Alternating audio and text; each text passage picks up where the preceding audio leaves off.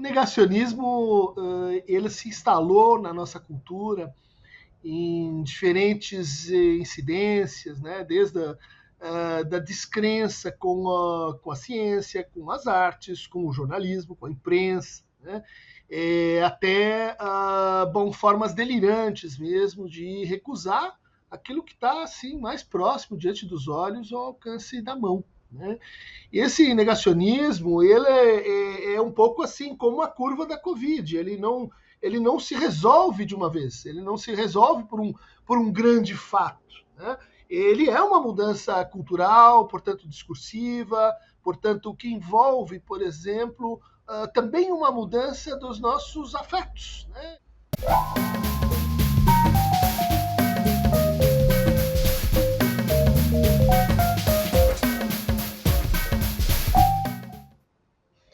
Olá a todas e a todos, está começando agora o primeiro Brasil de Fato Entrevista de 2022.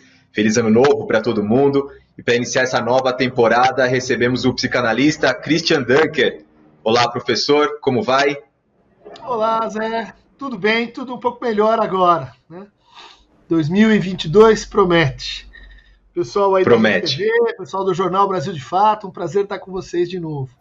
Christian Dunker é psicanalista e leciona no Instituto de Psicologia da Universidade de São Paulo, a USP. Dunker integra os quadros da Escola de Psicanálise dos Fóruns do Campo Lacaniano e é um grande difusor do pensamento de Jacques Lacan no Brasil.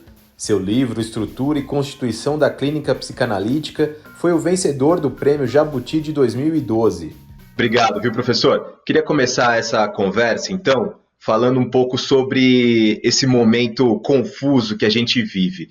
Para além dos riscos sanitários que todos corremos com pessoas não vacinadas, há também um conflito entre o risco da morte e o messianismo que a gente tem vivido. Algumas pessoas, mesmo com todos os casos de gravidade da Covid reportados na mídia, nas redes sociais, pessoas próximas que a pessoa conhece, que foram infectadas, enfim, ainda seguem sob a influência de um certo negacionismo.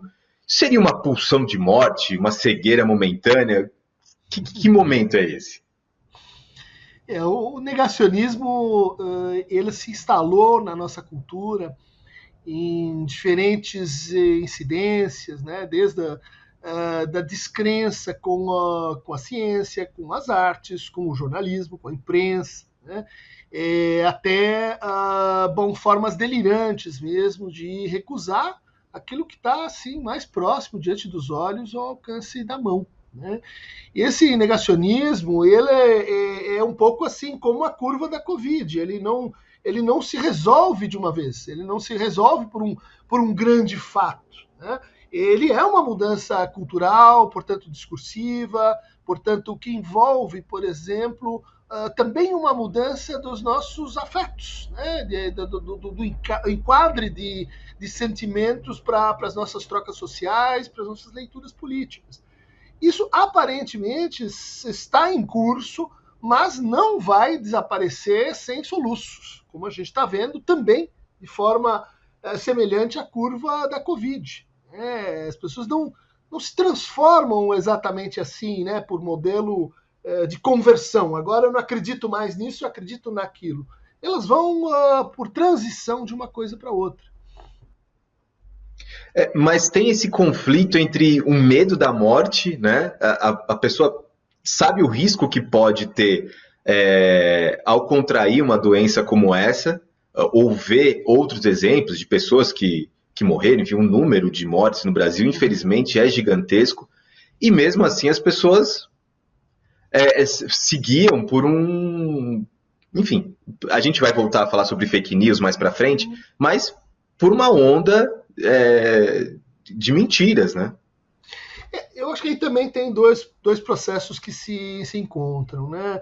O primeiro diz respeito à nossa capacidade de fazer sacrifícios, né? De renunciar, de tomar medidas protetivas, de se distanciar daquelas pessoas que a gente gosta, de suspender, por exemplo, o contato em grupos familiares, né? Isso é um processo importante que tem um custo, né? Isso exige de nós o sacrifício psíquico. E o sacrifício ele envolve que você diga assim, olha, em nome disso, tá? Em nome de um bem maior, em nome de um futuro melhor, eu abro mão daquilo. Né? Essa capacidade ela não é indefinida, né? Ela não é infinitamente elástica. Então há aí momentos de vacilo, há aí momentos em que a pessoa vai dizer não aguento mais, em que ela vai se criar subterfúgios para furar, vamos dizer assim, as medidas de proteção. Né? Por outro lado, a gente tem um outro processo que você mencionou aí, que é mais estrutural, que diz respeito à necropolítica, e diz respeito como você também mencionou, a uma certa cócega, uma certa coceira da pulsão de morte, em que a gente vai começar assim a se deixar envolver por intuições do tipo assim, a vida afinal não vale tanto assim. Bom, eu estou já numa situação precária aqui economicamente, muitos laços foram rompidos, às vezes precária do ponto de vista emocional. Bom, eu não valho grande coisa mesmo, então vou suspender medidas de proteção, vou me arriscar. E isso faz parte, né, de uma conjunção econômica e psíquica e moral, moral e imoral nos dois sentidos, né, que a gente está enfrentando. É um desafio. Né, isso realmente foi um legado, um problema, né, uma questão deixada aí pelos anos de Covid. Com certeza. Falando sobre essa questão da morte, as questões relativas à perda, ao luto, elas já foram abordadas à exaustão na literatura psicanalítica. Mas agora talvez a gente tenha um desdobramento ainda maior desse fenômeno. Há um luto por mortes evitáveis, causadas por desastres naturais, as enchentes, os deslizamentos que vimos agora recente, no começo do ano, e também as mortes por Covid, de pessoas que poderiam ter recebido mais suporte, método preventivo como vacina, etc. Isso muda a forma como essas pessoas vão lidar com o luto? Olha, você tem razão, a gente tem uma longa tradição de discussão, de estudo sobre o luto. Mas essa é uma situação sem precedentes. Né? A gente, de fato, tem aquele momento de checagem da teoria. Será que é mesmo assim que acontece quando a gente está falando em grandes massas, em populações extensas, em lutos adiados? Porque a gente tem um ingrediente nessa história, né? Muito inusitado, muito excepcional, que foi a suspensão dos ritos funerários. Né? Isso não é uma coisa que passa em branco, que isso deixa um passivo. Né? Ou seja, perdi meu tio, perdi meu avô, perdi minha esposa, estou vivendo isso. O luto não é uma coisa de 15 dias. O luto não é uma coisa de... Para aqueles que estão a média distância, pode ser, né? Que a coisa vá um pouco mais rápido. Mas para quem ali tem aquele envolvimento mais direto, nós estamos falando uma questão de pelo menos um ano. Pelo menos um ano para você operar as reformulações aí necessárias. E quando falta o contato social, né, essa partilha, né, da perda, a partilha da dor, isso se complica. Né, porque o luto não é um processo individual. Nunca foi. Né, nunca foi uma questão de, olha, você com as memórias e lembranças daquela pessoa. É você com as memórias, com a dor, mas é você com os outros com quem você está vivendo isso juntos. E isto foi sumamente afetado, tanto pela condição objetiva de restrição de encontro, quanto pela condição discursiva de desdém com o luto. Né? Quer dizer, presidente, ministros fizeram algo que a gente pode colocar na conta assim do crime contra o patrimônio simbólico, não vou dizer da humanidade, mas do Brasil. Né? Com certeza. Tem a famosa frase do quer que eu faça o quê, né? Terrível. Exato. Esse e daí, esse tanto faz, todo mundo morre, que ele é vamos dizer assim, um equivalente, um simétrico, né? De, olha, te aconteceu uma coisa muito ruim, você sofreu aí uma derrota, uma perda grande, engole o choro e vai em frente. A vida é assim mesmo, vamos trabalhar que passa, quando casar passa. Para quem está batendo, isso parece assim, coisa pequena, mas quem está ouvindo vai ficar com isso e vai levar isso no seu coração por muito tempo. Sim. Mudando um pouquinho de assunto, professor, o burnout foi classificado como uma doença ocupacional nos últimos dias. Ou seja, agora as pessoas terão acesso a direitos trabalhistas quando alegar esse tipo de estresse pela alta carga de trabalho. Esse é um mal que se intensificou na quarentena e talvez tenha chegado para ficar? Olha, isso a gente já vinha tentando alertar as pessoas, publicando livros, artigos, tomadas de posição aí junto às instituições de saúde mental, né? E que diz respeito aos malefícios, ao efeito assim deletério mesmo de certas práticas no interior do neoliberalismo, práticas de gestão, que a gente chama de gestão do sofrimento, né? Que estão ligadas à precarização do trabalho, que estão ligadas a. Não precisa falar só nos motoboys, pode falar nos altos funcionários sujeitos às condições erráticas de bônus ou de premiação, ou as condições erráticas de repactuação a cada, sei lá, mês, de como são as condições de trabalho, ou o que a gente está tolerando há tempo demais, né, que é essa espécie de chantagem, em que o trabalho é tão escasso, ele se torna um bem tão precioso, que para ficar no trabalho você então se submete a jornadas excessivas, envolvendo fins de semana, envolvendo falta de férias, envolvendo trabalho intermitente, envolvendo condições insalubres de exercício laboral. As legislações trabalhistas no Brasil estão sob risco desde 2017, quando, durante a gestão do ex-presidente Michel Temer, foi aprovada uma reforma sob a falsa premissa do aumento das vagas de emprego e flexibilizações na relação com o patrão. Na prática, o que se viu foi uma justiça trabalhista cada vez mais fraca e a precarização das relações de trabalho. O resultado foi o aumento do trabalho informal e do desemprego com carteira de trabalho. Isso tudo faz mal para as pessoas. Nós não estamos falando uma coisa que é, vamos dizer assim, metafísica. Observe, coisa trivial, não é uma coisa banal. Só que com os dados, né? Só que com as curvas, só que com os números, dizendo, olha aqui o que está acontecendo se você submete as pessoas ao regime de trabalho nesses termos, né? Se você retira proteções trabalhistas, se você insufla um conjunto de práticas, né, de controle e de administração de sofrimento. Faz as pessoas sofrerem mais, que elas produzem mais. Tudo bem, até certo limite. No caminho elas vão desenvolver alcoolismos, burnouts, depressões, vão desenvolver perturbações da sua relação até com o desejo de trabalhar, né? E daí no final você tem uma condição, vamos dizer assim, de afastamento generalizado, né, de sofrimento generalizado com o trabalho.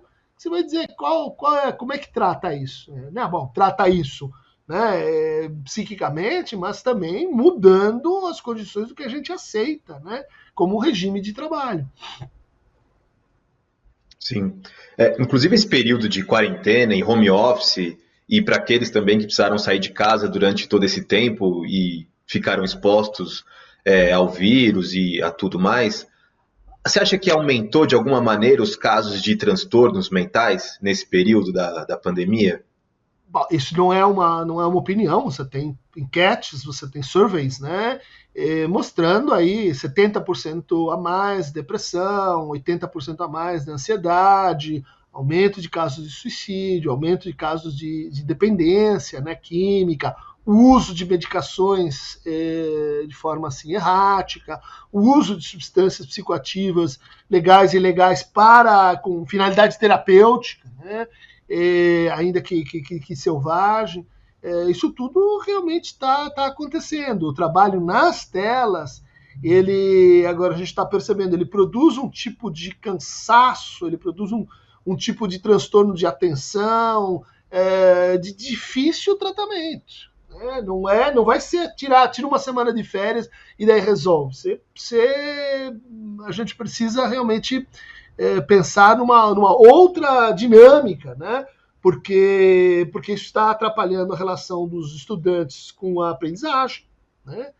Você vai destruindo o barato de aprender, você vai destruindo o barato de estar ali numa aventura com seus colegas, numa classe, isso perde o gosto, né?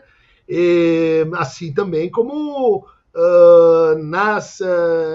nos contatos, né, com o outro, a gente tem visto muitas pessoas com dificuldade, né, de sair de casa, de temor, tanto a falta de temor, né, não usa máscara, acha que acabou a epidemia, quanto o excesso de temor, né, quanto o medo do outro, porque o outro se tornou perigoso, porque o outro se tornou venenoso, porque as condições de perigo vão se alastrando e se multiplicando.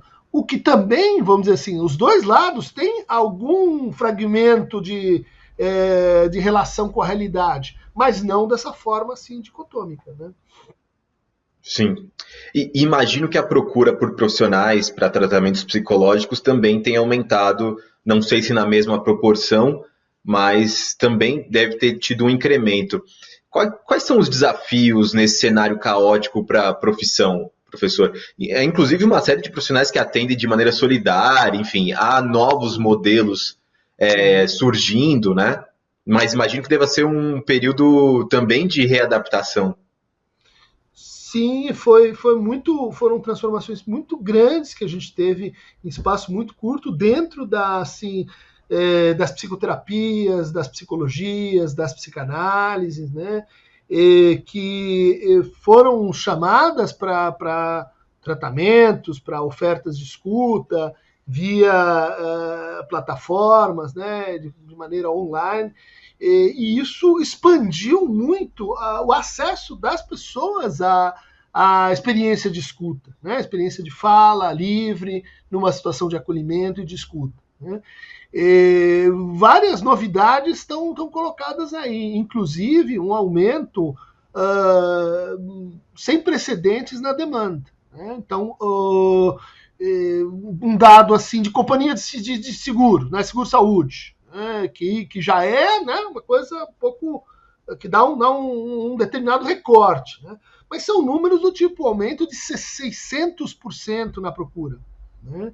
600% é muita coisa, é mais do que os 70% e 80% de aumento, né, de depressão e ansiedade.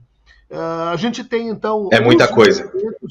Os movimentos de psicanálise nos espaços públicos, os grupos de apoio, que estão renovando, inclusive, a maneira como se formam psicoterapeutas, né?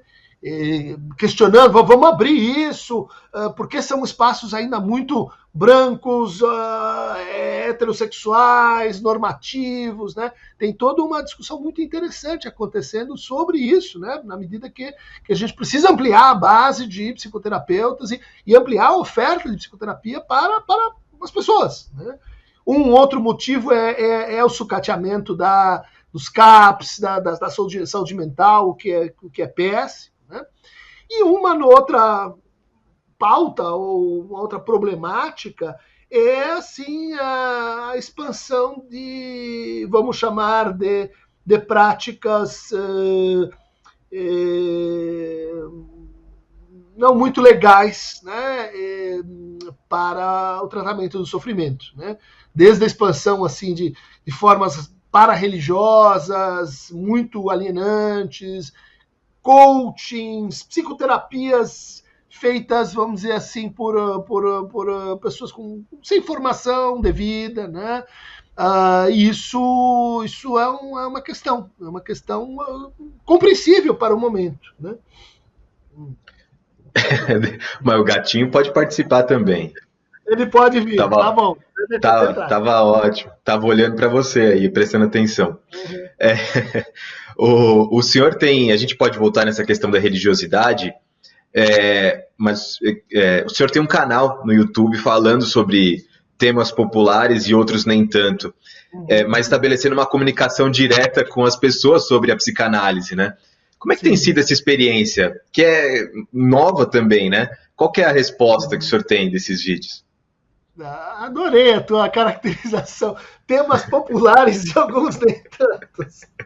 É perfeito isso aí, porque de fato é um programa de perguntas e respostas, e qualquer pessoa pode perguntar. E então são perguntas de todo tipo, de pessoas que estão iniciando a formação, ou que têm algum interesse na área, pessoas de outras áreas, né, que fazem então perguntas que ajudam muito a gente a se perceber, né? Que lugar que você está? Puxa, você está falando para quem? Né? Você está falando de que jeito? É um experimento de transmissão da psicanálise e vem no contexto, né, do que a gente chama assim da política de redução de muros. Né?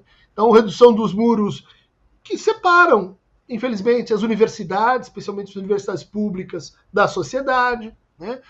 Muros discursivos que separam as pessoas que têm, às vezes, uma formação mais incipiente da alta cultura, ou então antigamente chamada alta cultura. Né? Então, redução de muros no contato também interpessoal, né? De poder falar, né, livremente, de ter uma relação mais próxima. Né? Porque esse canal começou aí há 4, 5 anos, com essa sensação de que, e com essa interpretação de que tudo que se passou aí no Brasil é também um efeito da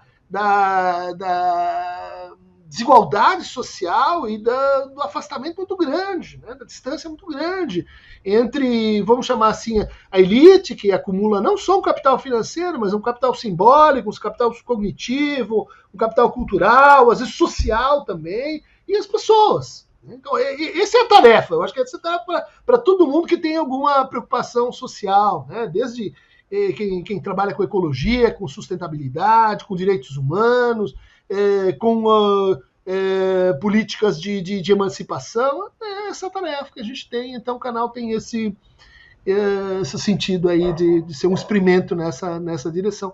E é muito divertido, é feito pelos garotos aqui, né? É um canal que não é roteirizado, que não tem financiamento e que chegou aí num número, para quem entende da área, expressivo, né? Acho que são 300 mil pessoas que participam. Então é uma coisa muito curiosa para mim, é muito, muito gratificante, mas muito também surpreendente. Né? É muito bacana, né? Estreitar esse contato, assim, deve ser muito interessante mesmo. Eu conversava, mudando também de assunto, eu conversava algum tempo atrás bastante mesmo, com o professor Vladimir Safatli sobre as frações causadas pelas eleições de 2018. E ele dizia à época que nós esgarçamos o tecido social, algo que nos unia enquanto sociedade. O senhor acha que existe caminho de volta? Interessante você ter usado essa expressão, caminho de volta, né? Porque essa é uma expressão que muita gente usa para falar em saúde mental. Né? Então, você tem um problema, daí você tem um trauma, daí você tem que voltar para um momento anterior e daí está curado. Né? Aí você volta a caminhar na direção que você queria, porque você ficou ali ou estacionado ou no acostamento. Né? Esse é um entendimento, né, uma definição possível que seria assim, uma terapia. Né? Para a psicanálise, de certa forma, não tem volta. Né? Porque quando a gente volta, a gente já está diferente de quando a gente foi. Ou seja, porque a experiência mesma do sofrimento, da decepção, da frustração, do trauma, muda a gente. Mas não muda a gente só para pior. Aquilo, uma coisa que não precisava ter acontecido. Né? Muda a gente no sentido de que a nossa teoria, vamos chamar assim, nossa perspectiva de transformação, ela também se altera quando esse percurso é bem feito. Quando ele não é bem feito, a gente não tem essa alteração.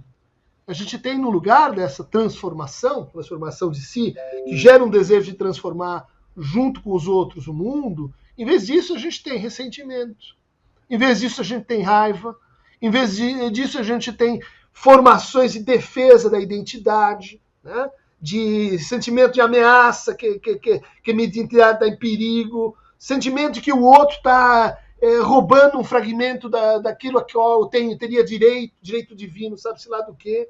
Ou seja, uma série de problemas surgem quando a gente não consegue fazer essa volta, que é uma volta para uma posição diferente daquela onde a gente estava antes, né?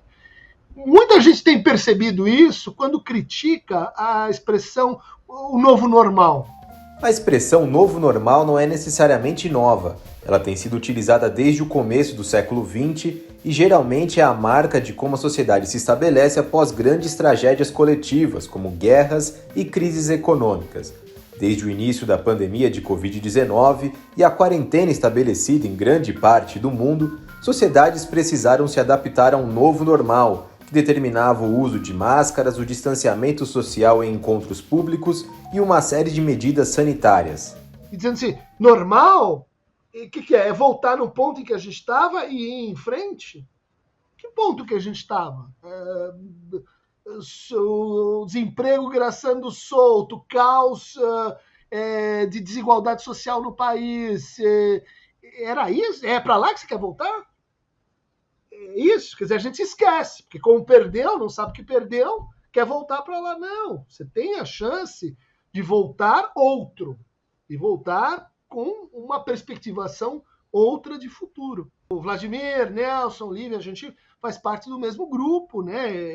É uma proposta, enfim, que a gente está tentando pensar junto, entre a teoria crítica e a psicanálise, né? Falando nisso, Zé, eu queria convidar os assistentes aqui da TV, do canal, para conferir aí um debate que a gente fez com o João Manuel, por ocasião do lançamento do meu mais recente livro, Lacan e Democracia, Crítica e Clínica em Tempos Sombrios. Deve estar lá já no YouTube.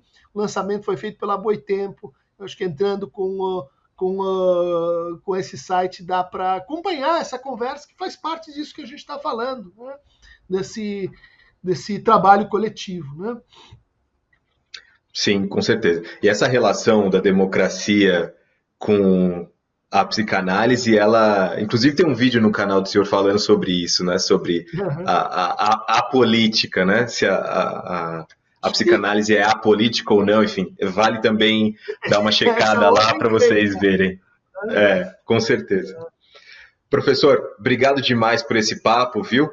Tinha muito mais pergunta para fazer, mas, enfim, o tempo é curto. Obrigado, viu? Já acabou? Caramba! Queria agradecer, Zé, e cumprimentar vocês aí pelo excelente trabalho, né? Vamos ter um ano, precisamos ficar juntos e de fato, enfrentar aí uma situação de virada decisiva no país, né? Vamos Com lá, certeza. Vai ser pedrada, mas vamos juntos. Vamos junto e voltamos a falar em breve, por favor. Tchau, tchau, Beleza? obrigado. Abraço, cara. Tchau, tchau. Obrigado a todos que acompanharam até aqui. Semana que vem, no mesmo horário, no mesmo local, voltamos com mais novidades. Tchau, tchau.